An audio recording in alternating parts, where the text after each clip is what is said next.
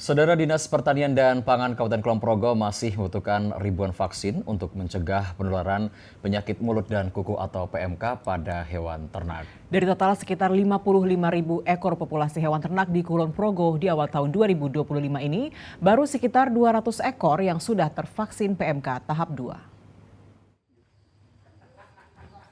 Vaksinasi massal dinilai menjadi salah satu upaya paling efektif untuk mengantisipasi penyebaran serta penularan kasus penyakit mulut dan kuku atau PMK pada hewan ternak.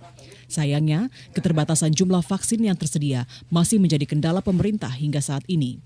Hal itu pula yang dialami Dinas Pertanian dan Pangan Kabupaten Kulon Progo. Melalui bidang peternakan, DPP Kulon Progo mengaku masih membutuhkan ribuan dosis vaksin PMK untuk bisa melakukan vaksinasi massal pada seluruh populasi hewan ternak yang ada.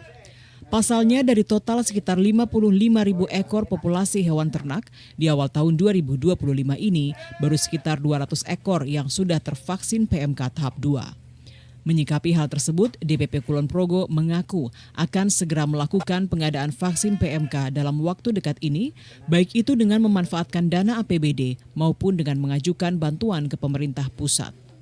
Sebelumnya pada tahun 2022 lalu, mayoritas populasi hewan ternak di Kulon Progo telah tervaksin PMK tahap pertama. Jumlah itu mencakup sekitar 70% dari total jumlah populasi yang ada.